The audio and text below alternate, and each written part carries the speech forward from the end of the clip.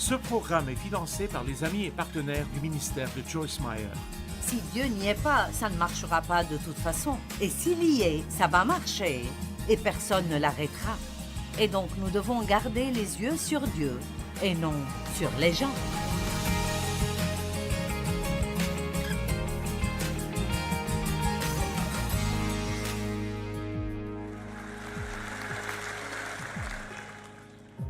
Tout le monde aime ce message. La bataille appartient au Seigneur. Mais je tiens à mentionner tout de suite que ce n'est pas parce que la bataille appartient au Seigneur que vous devez paresser et ne rien faire pendant que Dieu fait absolument tout. Donc vous allez apprendre certaines choses, comme nous lisons cela dans 2 Chroniques. J'ai enseigné cela plusieurs fois. Nous allons parler de 2 Chroniques, chapitre 20, et nous le mettrons sur l'écran où vous pouvez regarder votre Bible et j'aime voir ça. Écoutez, après cela, verset 1, les Moabites et les Ammonites et avec eux des Maonites marchèrent contre Josaphat pour lui faire la guerre. Il y a beaucoup de Hittes dans l'Ancien Testament. Je veux dire que tout le monde était un Hitte. Et je me suis rendu compte que nous avions tous notre propre version des Hittes. La pauvreté Hitte, la maladie Hitte, les gens Hittes, le passé Hitte, les voisins grincheux Hitte, les mauvais patrons Hitte, la confusion Hitte, la solitude Hitte. Et je peux continuer encore et encore. Et chaque fois que nous avons un ennemi qui nous fait face, nous ne faisons pas toujours la première chose qu'il faut faire. La première chose que nous devrions faire chaque fois que nous avons un problème ou un ennemi qui se présente contre nous, ce que nous devrions toujours faire est de rechercher Dieu. Trop souvent, nous allons vers des gens, et je ne dis pas que ce n'est pas bien, mais je ne demanderai conseil à personne avant d'avoir d'abord demandé à Dieu si c'est la bonne personne vers qui aller. Car honnêtement, vous leur demandez ce que vous devriez faire et ils ne savent même pas ce qu'ils font. Ce serait donc bien plus sage de chercher Dieu. Et peut-être qu'il ne veut pas que vous alliez voir quelqu'un. Vous êtes allé chez trop de gens et il est temps que vous appreniez à entendre Dieu vous-même. Amen. Peut-être que vous n'êtes pas censé appeler quelqu'un pour lui demander une écriture. Peut-être que vous êtes censé creuser un peu et la trouver vous-même. Vous seriez surpris de voir que plus vous travaillez dur, plus vous vous en souvenez. Je me souviens de quand j'avais commencé à enseigner avant d'avoir Internet et tellement d'informations à portée de main. Laissez-moi vous dire quelque chose. Étudier à l'époque était tout un projet. Je veux dire, j'avais ma Bible et toutes ces Bibles d'études, et j'avais un dictionnaire biblique, et j'avais une bonne concordance. Et je veux dire, ça prenait des heures et des heures et des heures. Mais je ne regrette pas du tout ces jours, car cela m'a réellement donné une base solide dans la parole. Et maintenant, c'est pratique de pouvoir, vous savez, ne pas avoir à voir la concordance et trouver les Écritures et ensuite les chercher. Maintenant, vous tapez le verset que vous voulez et ça apparaît dans toutes les versions que vous voulez. Mais parfois, c'est plus utile de creuser un peu que de cliquer avec la souris. Amen. Et donc, la première chose à faire est d'aller vers Dieu, quoi que nous confrontions. Josaphat savait cela. Donc, dans 2 Chroniques 20, versets 2 et 3, on vint prévenir Josaphat en ces termes. Une vaste armée est en train de marcher contre toi d'au-delà de la mer morte. Et d'Édom, elle a déjà atteint Hatzatson Tamar, c'est-à-dire En-Gedi. Maintenant, vous devez faire attention à cela parce que l'endroit de la confrontation, le nom de cet endroit est changé à la fin de l'histoire. Et ce que cela signifie maintenant n'est pas très agréable. Mais parfois, votre lieu de bataille devient votre lieu de bénédiction. Allez. Parfois, l'endroit où vous devez affronter votre ennemi devient le plus grand lieu de bénédiction de votre vie. Combien d'entre vous ont plus appris à travers les moments difficiles qu'à n'importe quel autre moment? OK. C'est difficile de remercier Dieu pour eux quand nous passons à travers.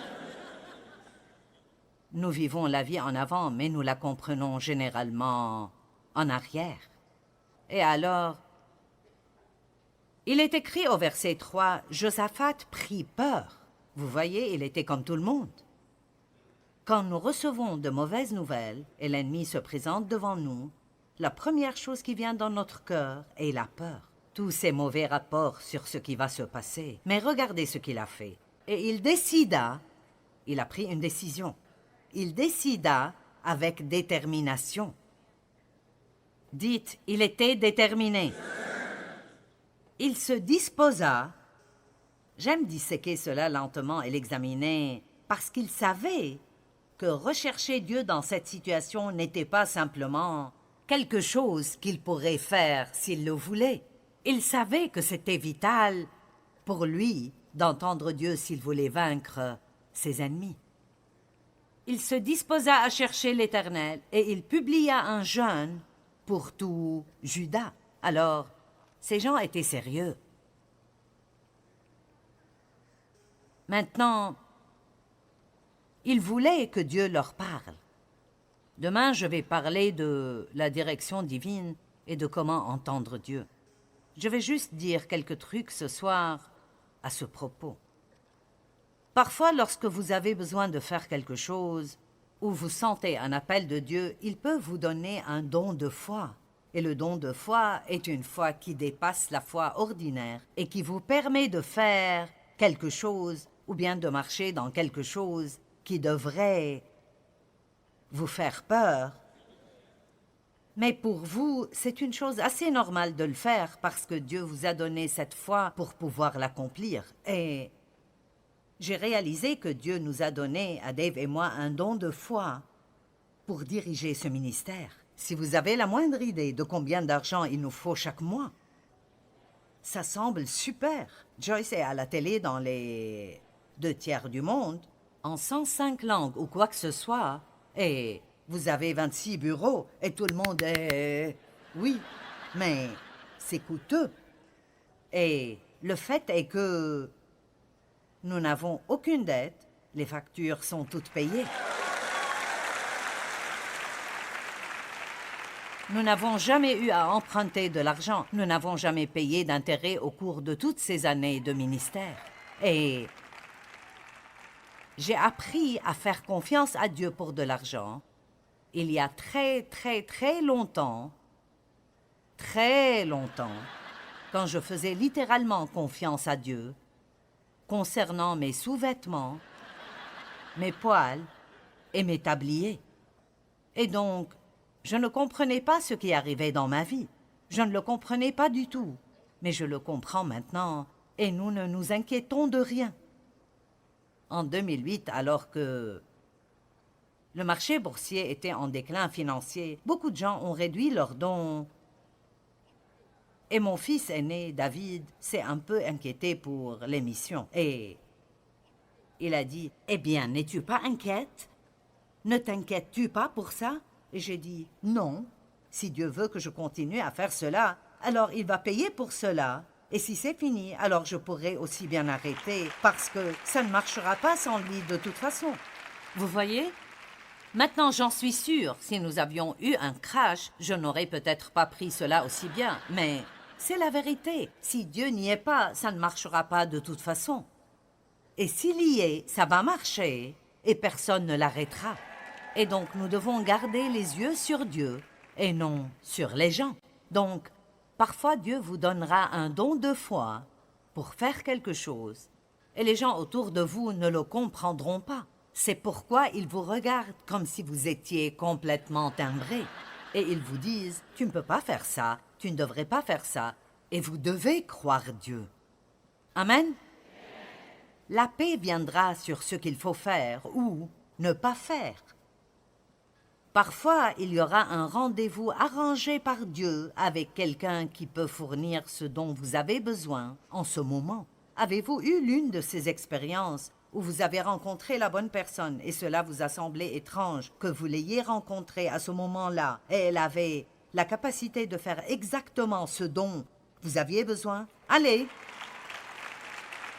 Cela s'appelle la providence de Dieu dans nos vies.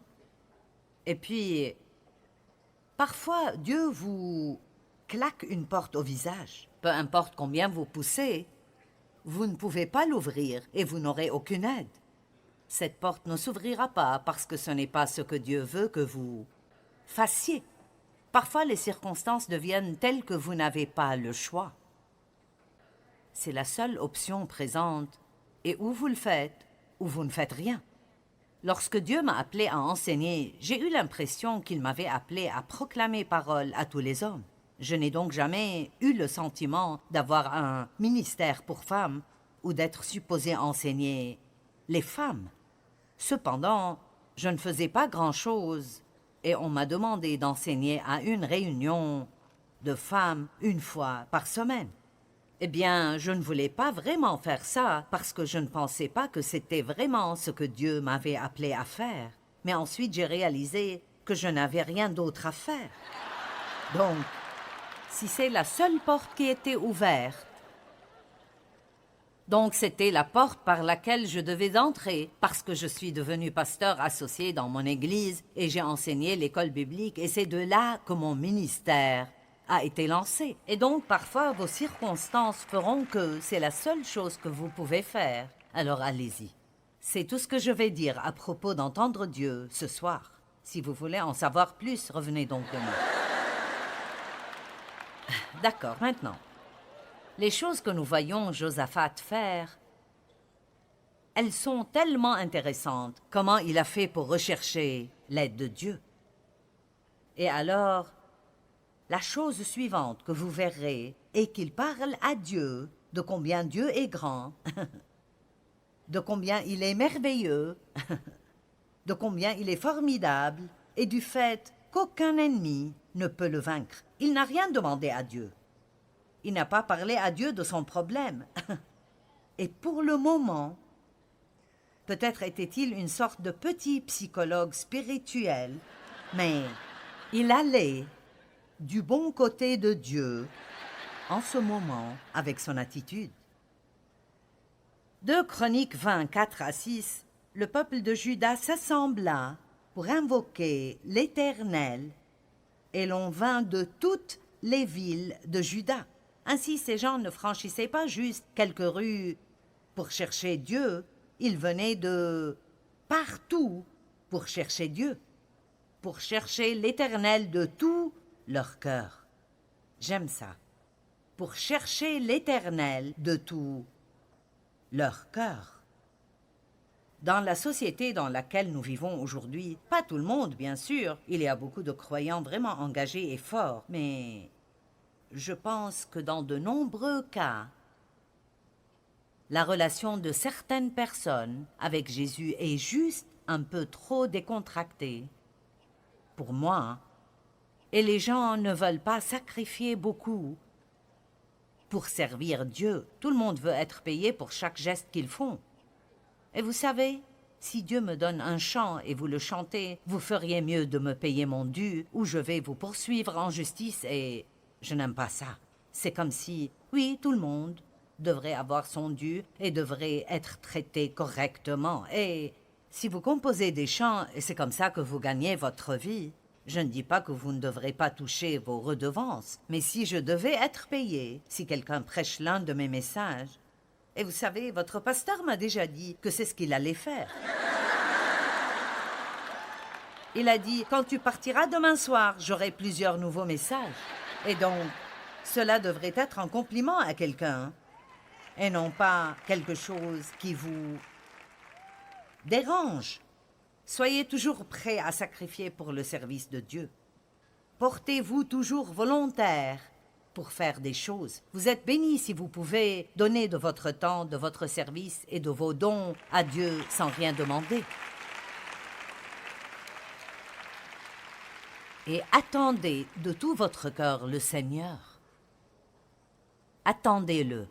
Josaphat se présenta au milieu de l'assemblée de Juda et de Jérusalem, dans la maison de l'Éternel, devant le nouveau parvis, et il dit, « Faites attention à la façon dont il parle à Dieu parce que, pour moi, c'est ce qui est important.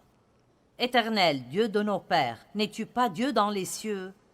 Et n'est-ce pas toi qui domines sur tous les royaumes des nations? N'est-ce pas toi qui as en main la force et la puissance et à qui nul ne peut résister? Comme s'il se préparait, n'est-ce pas? Ce serait comme si l'un de vos enfants voulait quelque chose. Et ils viennent chez vous et disent « Maman, peux-tu me donner 1000 $? C'est assez sûr qu'ils obtiendront un non. Mais s'ils commencent « Oh, tu es la meilleure, maman. Tu es si jolie, maman. Tu es juste géniale. Puis-je t'embrasser? Je t'aime, maman. Qu'est-ce que je peux faire pour toi? Je peux t'aider avec quelque chose dans la maison. Il n'y a personne comme toi. » Et s'ils sont intelligents, ils disparaîtront pendant 30 minutes et reviendront en disant « Au fait, maman, pourrais-tu me prêter 1000 $? Eh bien, probablement que je les leur donnerai. » Vous savez de quoi je parle. Je connais quelques personnes. Elles étaient intéressées par Dieu et non pas par ce que Dieu pouvait faire pour eux.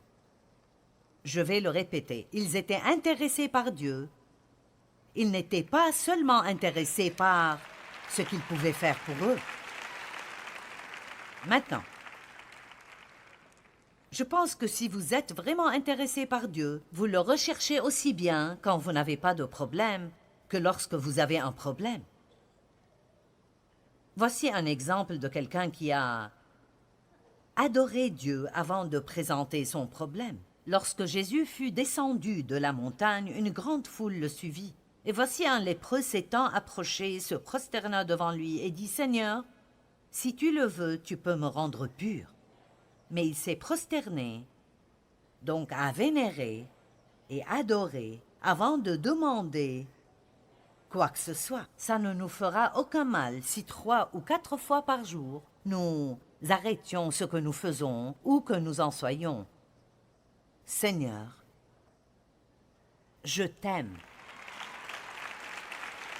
J'ai besoin de toi. Merci d'être avec moi aujourd'hui. Je sais que je ne suis rien sans toi. Je t'aime. Et puis, levez-vous et... Dieu merci, je peux encore me lever.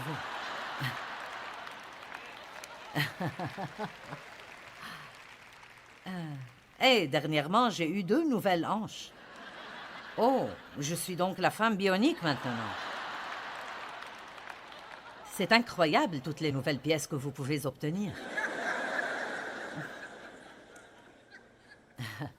Maintenant, 2 Chroniques 20, 7 à 11, il continue. Ce gars était intelligent. « Oh, notre Dieu, n'est-ce pas? Je veux que vous remarquiez combien de fois il dit « tu » et « ton ». N'est-ce pas toi qui as chassé les habitants de ce pays devant ton peuple d'Israël, et qui l'a donné pour toujours à la postérité d'Abraham, qui t'aimait?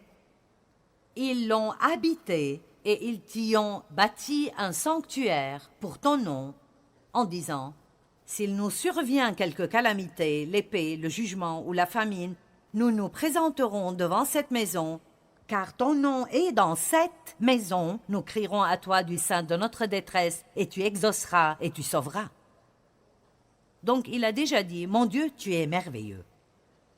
Nous t'appartenons, nous sommes ton peuple, c'est ta terre.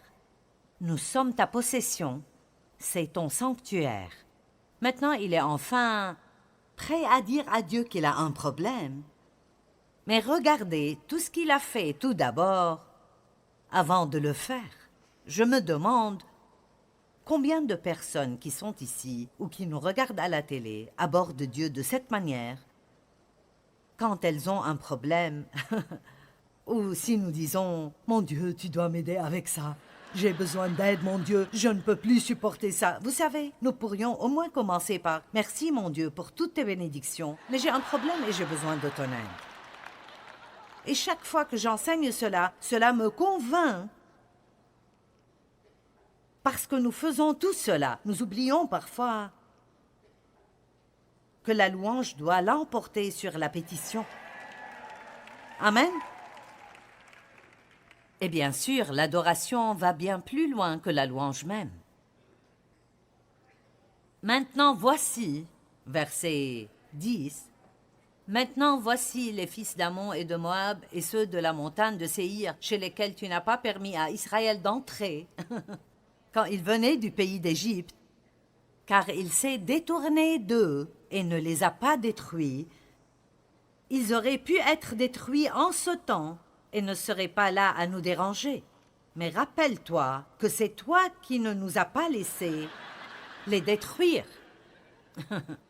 Les voici qui nous récompensent en venant nous chasser de ton héritage. Est-ce que quelqu'un voit ce que je vois? Il a dû aller apprendre la psychologie. C'est vrai, nous chasser de ton héritage dont tu nous as mis en possession. Josaphat commence par parler de la puissance de Dieu, puis parle des actes puissants que Dieu a accomplis, puis il mentionne son problème dans une petite parenthèse. Nous passons la plupart de notre temps à parler du problème et très peu de temps du reste. Il mentionne son problème dans une parenthèse, puis il engage Dieu personnellement en lui rappelant que c'est sa possession que les ennemis essayent de voler. 2 Chroniques 22, c'est une partie très importante de l'enseignement. Ô notre Dieu, ne les jugeras-tu pas? 1. Car nous sommes sans force devant cette multitude nombreuse qui s'avance contre nous. Numéro 2, et nous ne savons que faire. Et le numéro 3, mais nos yeux sont sur toi. Maintenant, c'est très important car il dit « Nous n'avons pas le pouvoir de vaincre. »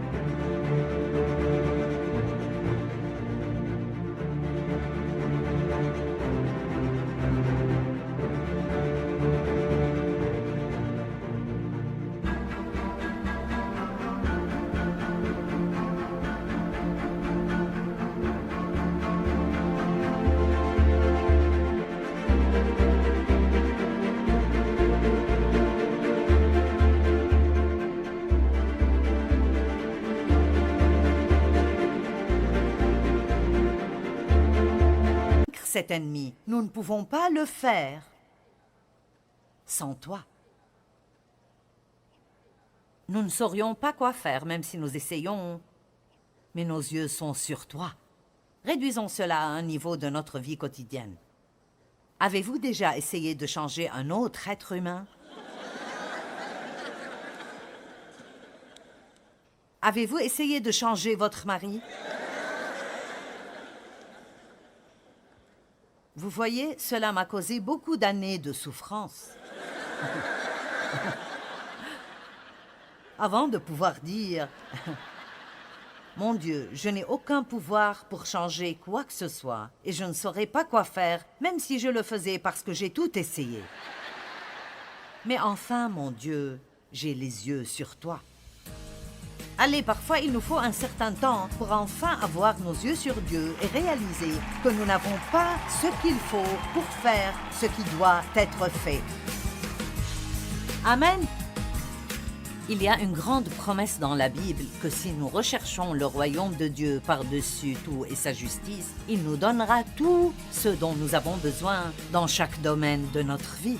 Quel que soit le combat auquel vous faites face, Dieu vous aidera à y faire face. En fait, vous avez déjà gagné. Vous avez juste besoin de rester ferme et d'appliquer la victoire que Jésus nous a donnée quand il est mort sur la croix. Attendez-vous à ce que de bonnes choses se produisent dans votre vie.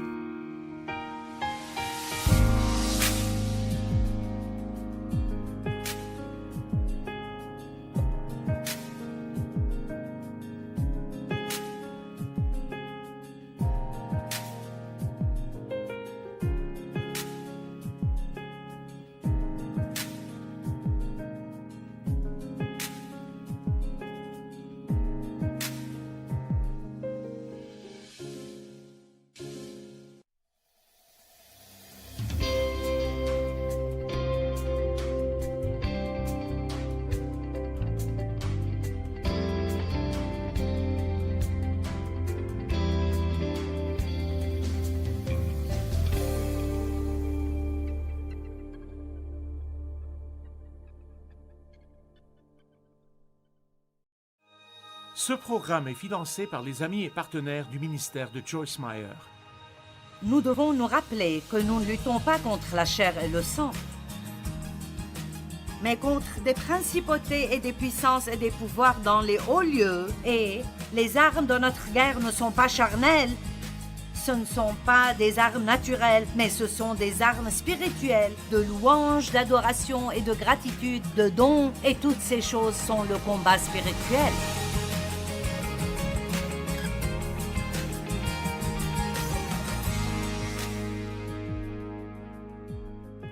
Vous aimerez le message de ce soir. Je n'ai pas à me demander si vous l'aimerez. Je le sais déjà. Parce qu'il s'appelle « La bataille appartient au Seigneur ». Vous voyez, je vous ai dit que vous l'aimeriez. Tout le monde aime ce message « La bataille appartient au Seigneur ». Mais je tiens à mentionner dès maintenant que ce n'est pas parce que la bataille appartient au Seigneur que vous devez vous asseoir à ne rien faire pendant que Dieu fait absolument tout. Vous savez, Dieu veut voir l'humilité avant qu'il ne soit impliqué dans la résolution de nos problèmes. Dieu aide les humbles et il résiste aux orgueilleux. Il aide les humbles, il résiste aux orgueilleux.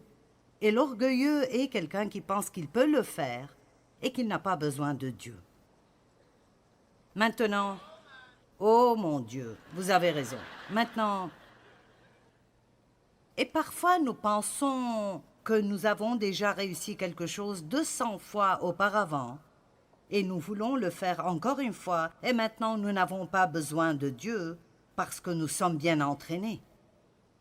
Vous savez, ça me ferait peur de venir dans cette chair et d'essayer de dire n'importe quoi qui aurait un sens si je ne dépendais pas totalement de Dieu quand je suis arrivé ici. Rappelez-vous ce que je dis, les humbles obtiennent de l'aide. Dieu résiste aux orgueilleux. Laissez-moi vous montrer dans 1 Pierre 5, dans la dernière partie du verset. Revêtez-vous d'humilité dans vos relations mutuelles. Servez-vous les uns les autres, car l'Écriture déclare Dieu s'oppose aux orgueilleux et aux présomptueux. C'est quelqu'un qui pense qu'il n'a pas besoin de Dieu.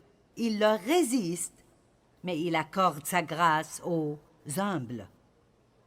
Donc Dieu s'oppose à, frustre et vainc tous nos efforts qui sont faits avec orgueil, jusqu'à ce que nous nous humilions et alors et seulement alors, il nous aidera.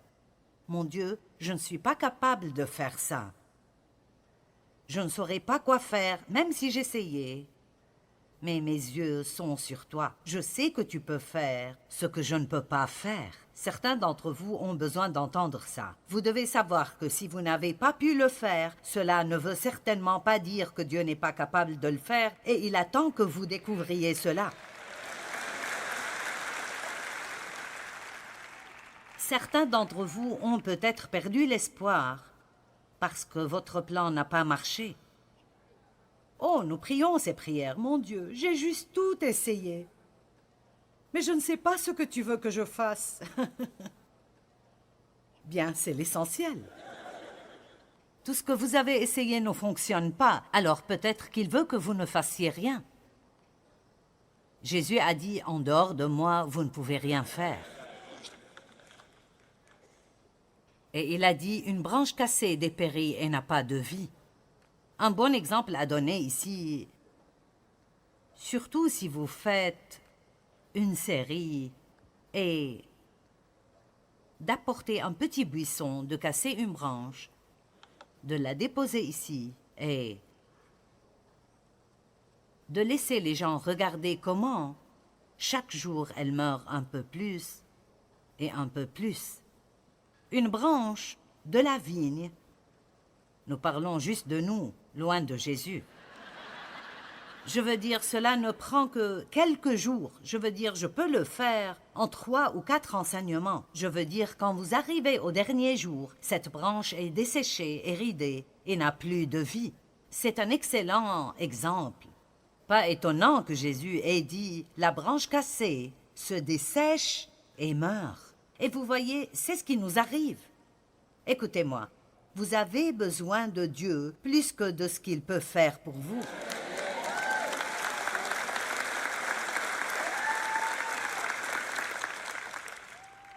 Ne commencez pas votre temps avec Dieu avec des demandes. Commencez avec la gratitude. Pensez aux personnes que Dieu a mises dans votre vie et qui sont une bénédiction. Ne commencez pas en lui disant tout ce qui fait mal. Remerciez-le pour les choses qui sont encore bien. Amen. Je dois faire ça parfois. Oui, nous pouvons toujours trouver quelque chose qui nous cause des ennuis, mais Dieu merci, il y a plus de bonnes choses que de mauvaises. En 12 versets, Josaphat s'est mis à lui-même et tout Juda en position pour un miracle. Cela prend 12 ans pour la plupart d'entre nous, et nous sommes toujours vraiment loin. 2 Chroniques 20:13, tout Juda, femmes et enfants y compris, se tenaient debout devant l'Éternel. Et ils attendaient. Maintenant, laissez-moi vous dire quelque chose au sujet de l'attente. J'ai toujours eu une idée fausse de l'attente. Je pensais que l'attente était la chose la plus ennuyeuse de tous les temps, et quand le diable me disait « Eh bien, que vas-tu faire ?» je trouvais toujours quelque chose. Ne savez-vous pas que l'ennemi envoie un petit démon s'asseoir sur votre épaule tous les jours et qu'il vous murmure à l'oreille toute la journée « Que vas-tu faire? Que vas-tu faire? Que vas-tu faire? Que vas-tu faire? Que vas-tu faire ?» Et très vite, vous vous sentirez obligé de penser à quelque chose où vous allez ressembler à un vrai pantin.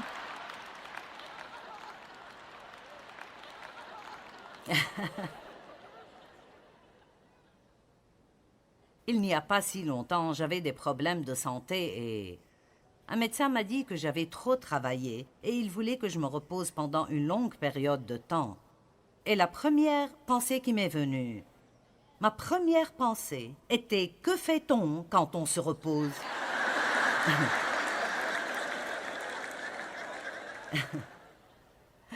Et je trouve toujours cela difficile. Je dis « Que faites-vous quand vous vous reposez ?»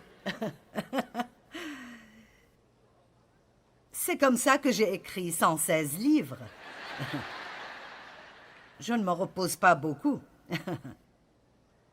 Mais voyez, le mot « attendre » ne signifie pas rester là à ne rien faire et attendre un miracle. Vous n'êtes pas occupé physiquement, mais vous êtes très occupé spirituellement. Vous faites confiance, vous croyez, vous louez. Le mot « attendre » signifie s'attendre à, regarder et désirer Dieu. C'est le sens du mot « attendre ». Comprenez-vous? S'attendre à, regarder et désirer Dieu. Ésaïe 40, 31, « Mais ceux qui attendent l'Éternel renouvellent leur force. Ils prennent le vol comme les aigles. » Eh bien,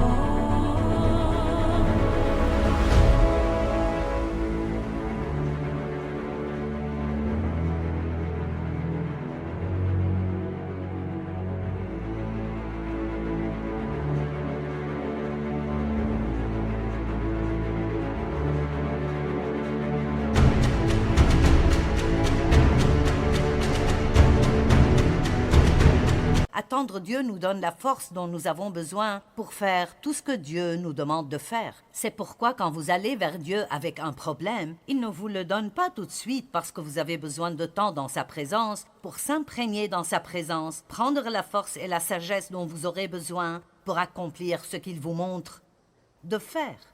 Mais ce que cela signifie, c'est que vous n'attendez pas passivement. Vous dites, mon Dieu, je m'attends à ce que tu parles, je m'attends à ce que tu viennes.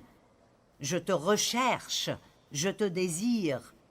Vous savez, si je vous disais que je viendrais chez vous demain après qu'on finisse ici pour le souper à 5 heures, je peux venir?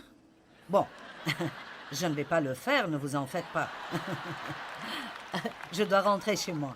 Mais disons que vous ne me connaissez pas beaucoup et nous ne sommes pas intimes. Vous m'avez vu à la télé, peu importe. J'espère que vous connaissez Dieu beaucoup mieux que ça. Et alors, quand il sera 5 heures, vous commencez à regarder. Vous dites, les enfants, ne faites pas de désordre. Joyce arrive. Vous voyez, vous allez regarder et vous allez être agité et vous allez attendre. Et c'est ce que signifie chercher Dieu. Nous sommes dans l'expectative. Vous savez, j'aime le mot espérance. J'ai écrit tout un livre intitulé « Réveillez votre espérance ». Et espérer signifie s'attendre à ce qu'à tout moment, il se passera quelque chose d'incroyable dans votre vie. Ce n'est pas un genre d'espérance comme celle du monde. Eh bien, j'espère que quelque chose se passera. Ce n'est pas comme ça. Donc, 2 Chroniques 20, Chroniques 20, 13. Ainsi, tout Juda, femmes et enfants y compris, se tenait debout devant l'Éternel. Rien ne montre le pire en nous comme une bonne attente.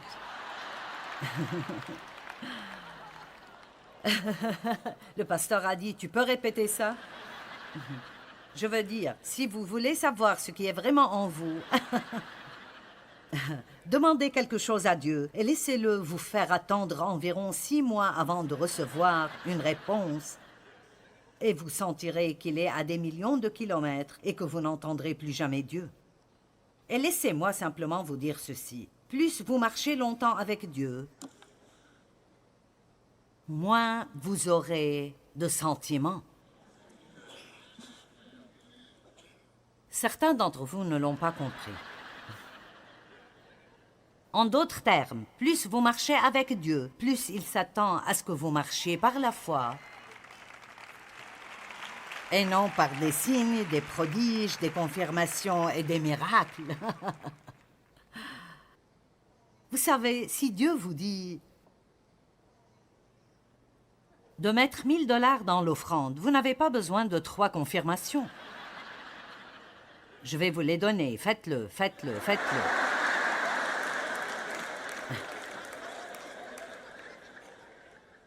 Je me souviens quand tout ça était nouveau pour moi, il y a 40 ans. Je sentais que Dieu voulait que je donne 10 $ à une fille. Et je disais, « Oh Seigneur, tu veux vraiment cela? » Je veux dire, mon Dieu, si c'est vraiment toi, si tu veux vraiment que je fasse ça, parce que j'espérais vraiment que ce n'était pas vraiment lui, parce que je voulais vraiment garder mes 10 $.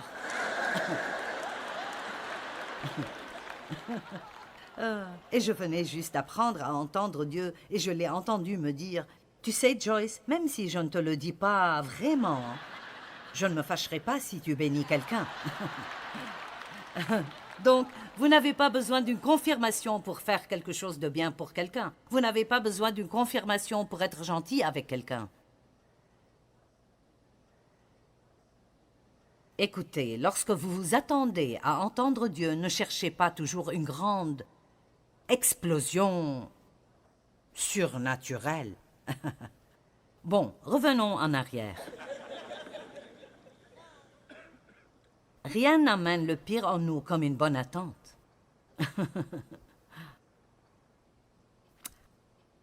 OK.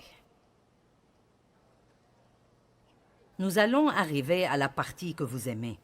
2 Chroniques 20, 14 et 15. Alors l'Esprit de l'Éternel vint sur Yahaziel, fils de Zacharie, descendant de Benaïa, de Yéel et de Mattania, un lévite de la lignée d'Asaph. Je me demande si ces personnes étaient présentes aujourd'hui, si elles auraient autant de mal à prononcer mon nom. Vous savez, Mike ici est plus doué que moi dans ce genre de choses. Alors je lui demande comment prononcer les noms, puis j'oublie quand je monte sur l'estrade. Donc, il a dit... Soyez attentifs, vous tous qui habitez Juda et Jérusalem, et toi aussi, roi Josaphat. Voici ce que vous déclare l'Éternel. Tout d'abord, il est bon que Josaphat ait été assez humble pour écouter le prophète. Dieu ne lui a pas donné le mot directement, il l'a donné à quelqu'un d'autre. Ne vous laissez pas effrayer devant cette immense armée, car cette guerre n'est pas votre affaire, c'est celle de Dieu. Maintenant, vous pouvez applaudir et faire du bruit.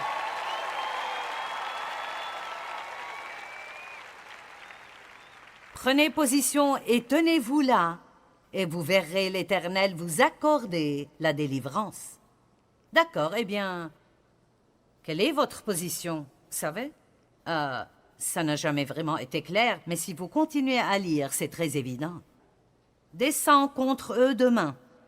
Donc, nous voyons ici qu'il leur a donné quelque chose à faire, mais c'est après qu'ils aient attendu, et ce n'est pas avant qu'il leur ait parlé. Demain matin, marchez contre eux. Ils vont gravir la montée de la fleur. Vous les rencontrerez au bout du défilé, à l'entrée du désert de Yérouël. Vous n'aurez même pas à combattre. D'accord, donc je vais juste y aller et regarder tous ces gens. Et je ne vais pas me battre. Prenez position et tenez-vous là, gens de Juda et de Jérusalem. Ne craignez rien et ne vous laissez pas effrayer. Demain, marchez à leur rencontre et l'Éternel sera avec vous. Maintenant, ils avaient besoin d'un peu de foi pour y aller. Je veux que vous regardiez ce qui se passe. Ils avaient une expérience avec Dieu. Ils connaissaient leur position. 2 Chroniques 20, 18 et 19. Josaphat se prosterna le visage contre terre, et tout Juda et les habitants de Jérusalem se laissèrent tomber devant l'Éternel et se prosternèrent devant lui. On doit comprendre cette image. Mike, peux-tu venir et être Josaphat? Je demande aux plus jeunes que moi de s'incliner. Voici donc Josaphat, le grand gars. Il se prosterne face à terre. D'accord. Donc, c'est sa position dans la bataille. C'est sa position de combat. D'accord? Et puis, il y a toutes sortes de gens qui courent adorer Dieu. Et il est écrit, alors les Lévites, Kéatites et Coréites se levèrent pour louer l'Éternel, le Dieu d'Israël, en chantant d'une voix très forte. Donc certains d'entre eux ont loué à très haute voix. Pouvez-vous jamais louer d'une voix forte?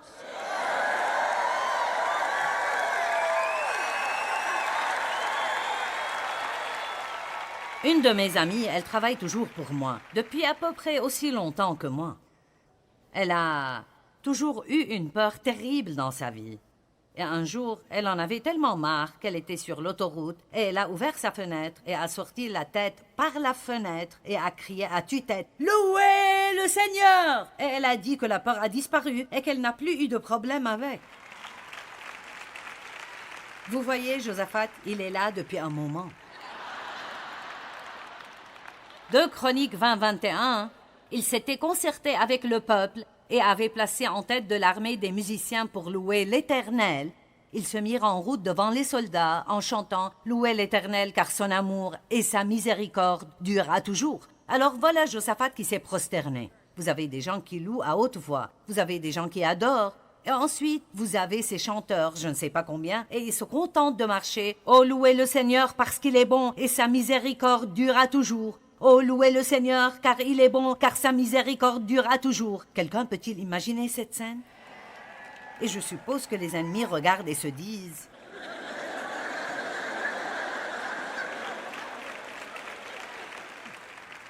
Nous devons nous rappeler que nous ne luttons pas contre la chair et le sang, mais contre des principautés et des puissances et des pouvoirs dans les hauts lieux. Et les armes de notre guerre ne sont pas charnelles.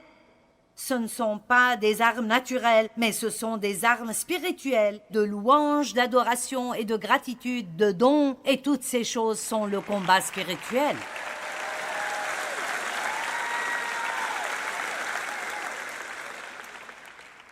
Et voici la partie super bonne. Au moment où ils entonnèrent leurs louanges, l'Éternel plaça une embuscade contre les Ammonites, les Moabites et les habitants des monts de Séhir, qui venaient attaquer Juda, de sorte qu'ils furent battus. Maintenant, la version amplifiée classique, ils ont maintenant refait la Bible amplifiée, mais elle disait que les ennemis se sont massacrés eux-mêmes. En d'autres termes, ils sont devenus tellement confus. Imaginez le diable, il est...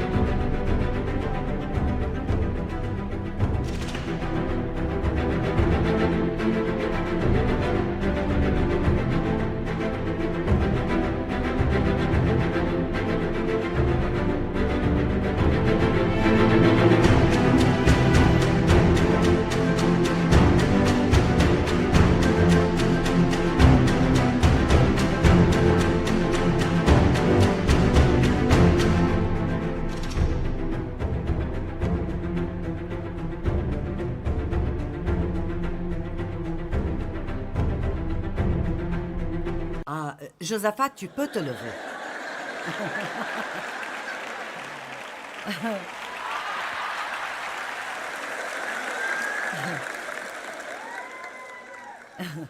Il avait probablement des marques de tapis sur le front. Je veux dire, pensez-y. L'ennemi lance son meilleur coup et tout ce qu'il peut vous faire faire, c'est chanter, adorer, louer et dire à Dieu combien il est formidable et combien il est puissant, et peut-être donner une grande offrande en plus de cela. Et je vais vous dire quoi. Quand vous vous comportez comme ça, Dieu vous montrera s'il y a quelque chose qu'il veut que vous fassiez. Et s'il n'y a pas quelque chose que Dieu vous montre, alors soyez assez intelligent pour attendre jusqu'à ce qu'il le fasse. J'ai découvert cela dans ma vie et je vais le partager avec vous. Je le crois de tout mon cœur. Je crois que donner, aimer les gens en répondant à leurs besoins et donner, surtout lorsque vous avez des problèmes, est une des meilleures formes de guerre spirituelle que vous pouvez avoir.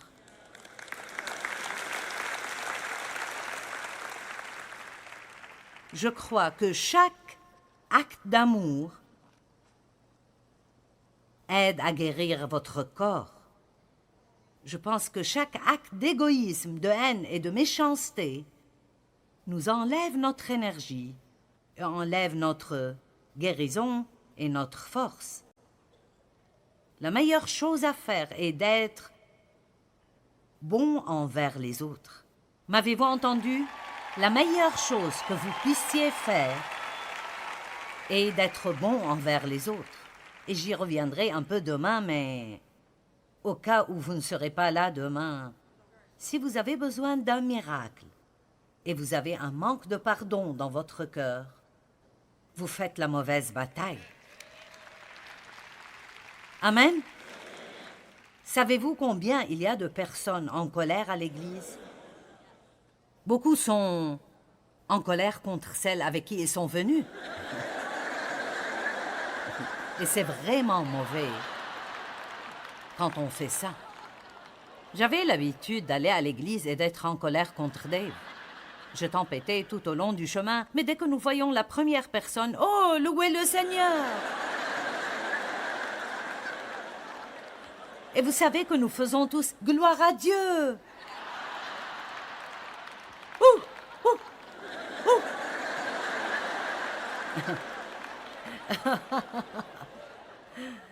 Et je parie que Dieu faisait...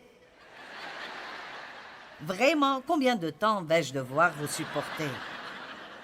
Je veux dire, je chantais les chansons et applaudissais, sautais à l'église et... louons le Seigneur jusqu'à ce qu'on sorte du bâtiment, puis recommencer avec Dave. Allez, combien d'entre vous savent de quoi je parle? Oui. Ou vous me disiez à propos du pasteur et de sa femme au déjeuner.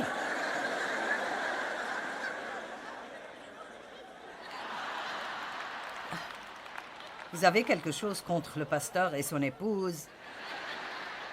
Mais quand vous recevez un mauvais rapport de la part du médecin, la première chose que vous voulez faire est d'aller voir le pasteur pour qu'il prie pour vous. Allez, y a-t-il quelqu'un ici ce soir? Dieu a tellement de choses qu'il veut faire à travers nous et pour nous. Recherchez d'abord le royaume de Dieu et toutes ces autres choses vous seront ajoutées. Amen. D'accord. Il y a une grande promesse dans la Bible que si nous recherchons le royaume de Dieu par-dessus tout et sa justice, il nous donnera tout ce dont nous avons besoin dans chaque domaine de notre vie. Quel que soit le combat auquel vous faites face, Dieu vous aidera à y faire face. En fait, vous avez déjà gagné. Vous avez juste besoin de rester ferme et d'appliquer la victoire que Jésus nous a donnée quand il est mort sur la croix. Attendez-vous à ce que de bonnes choses se produisent dans votre vie.